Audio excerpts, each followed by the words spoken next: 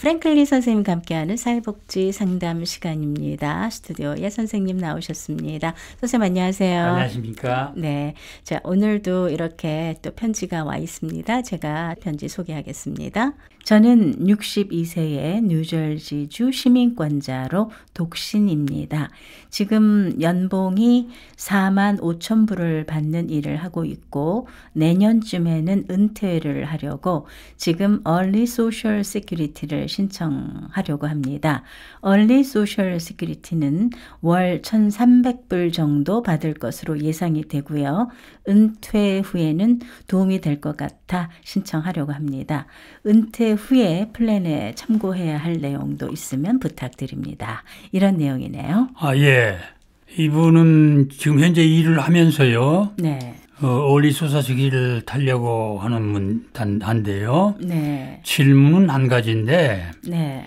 기본적으로 알아야 할 상황이 한 4가지 정도가 됩니다. 아, 그래요? 예. 네. 그래서 이 기본 사항을 알고 결심을 하시기 바랍니다. 네. 왜냐하면은 여러 가지 문제가 연관이 됩니다. 예.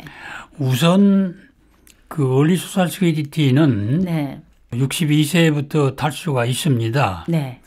그런데 이제 지금 1960년생 이후까지는요. 네. 62세 때 신청하게 되면은 75%를 탑니다. 네. 그러니까 66세 때 타야 할 액수의 75%를 탄다 그런 얘기죠. 네. 그다음에 이제 63세 때 신청하면은 80%. 네. 그다음에 64세 때 하게 되면은 87%, 네. 65세 때 하게 되면 93% 이렇게 받게 됩니다. 네. 그 받는 액수는 고정이죠, 평생이요. 네. 예, 그런데 이제 그 받을 일을 하면서 얼리 소셜시큐리티를 타게 되면은 네. 얼리 소셜시큐리티를 일을 하면서 인컴이 괜찮은 생활만 할 만한 사람들은 네. 얼리 소셜시큐리티를 타지 말라고 하는 정신의 법이 있습니다. 아. 그래서 얼리 소셜시큐리티를 디덕트 삭감하는 법입니다. 네. 어떻게 하냐 그러면요. 네. 싱글이니까 혼자 인컴이 1년에 18,900불. 18,900불. 예, 18,960불입니다. 네. 그보다 오버된 액수를 네. 어닝 인컴이 있으면은 네. 그 오버된 액수의 2분의 1을 아. 2불당 1불을요. 네. 얼리 소셜시큐리티에서 디덕트 해버립니다. 그럼 어떤 문제가 생기냐 그러면 이분 경우로 한번 얘기를 해보겠습니다. 네. 상당히 중요한 문제를 이분이 이제 미싱하고 계신 것 같는데요. 네. 45,000불 연봉을 받고 있는데 네. 이 45,000불은 얼리 소셜시큐리티 디덕션 제한에 네. 18,900불보다도 26,000불이 오버가 되고 있잖아요. 많죠. 네. 25,000불이 오버가 되고 있습니다. 이 오버된 액수의 2불당 1불을 삭감을 하니까 네. 26,000불에 2불당 1불이면은 13,000불이잖아요. 네, 네. 13,000불. 그 13,000불을 디덕트 하는데 그게 이제 12개월로 나누어서 이제 디덕트 해야 되니까 13,000불을 12개월로 디덕트를 하게 되면은 한 달에 1,080불 됩니다. 그 정도 되죠. 네. 예. 그러니까 이제 이분이 뭘 생각해야 되냐면 네. 62세 때 신청을 해서 1,300불을 소사시키를 타면은 네. 일을 하면서요. 네.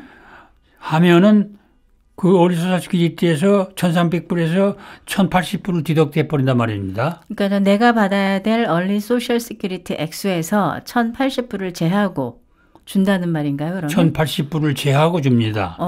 네. 그러니까 220불밖에 못 받는 겁니다. 세상에. 예. 예. 그걸 알고 신청을 하셔야 됩니다. 아. 그래서 이 시스템은 네. 66세 풀 소셜시큐리티를 탈 때까지만 그렇게 디덕트가 됩니다. 영원히 되는 게 아니고요. 네. 그래서 그 문제가 있으니까 네. 반드시 지금 이 어닝 인컴은 일하면서 버는 돈은 이 어닝 인컴이기 때문에 네. 이제 그게 적용이 됩니다. 그래서 그걸 생각하시고 결정을 하셔야 되겠습니다. 네. 그 다음에 이제 또 한 가지는요. 예. 일을 하면서 어닝 인컴이 있는 상태에서 소셜시큐리티를 타게 되면은 네. 소셜 시큐리티가 텍세블 됩니다. 텍스 대상이 텍세블 인컴이 됩니다. 네. 그걸 또 중요한 걸로 알아두셔야 됩니다. 그러면 소셜 시큐리티 이제 연금으로 받는 거는 텍스를 안 내는 건가요? 원래 소셜 시큐리티는 텍스 면제 아이템입니다. 네. 텍스 안 냅니다. 네. 세금 내고 다 받은 거기 때문에요. 그런데 일을 하면서 어닝 인컴이 네. 개인일 경우에 1년에 혼자요. 네. 25,000불에서 34,000불까지는 네. 소셜 시큐리티를 타는 액수의 50%가 텍세블 인컴이 됩니다. 네. 그리고 34,000불 이상일 경우에는 네. 85% 소셜 시큐리티의 85%가 텍세블 인컴이 됩니다. 그러니까 이분은 네. 45,000불을 일을 하면서 소셜 시큐리티를 1,300불씩 탄다고 가정을 하면요. 네. 그렇게 되면은 소셜 시큐리티 액수의 네. 85%를 세금을 내야 됩니다. 세금을 또 내야 되네요. 세금을 다 그냥 그 액수를 다 전반 내는 게 아니고 네. 텍스 대상이 된다 그 말입니다. 예, 그러니까 여러 가지 문제가 발생을 합니다. 네. 그래서 지금 45,000불의 일을 하면서 소셜 시큐리티를 탄다고 하는 거를 네. 조심하시기 바랍니다. 네. 매우 조심해야 되겠습니다. 세 가지 문제의 기본적인 상황을 반드시 알고 네. 결정을 하시기 바랍니다.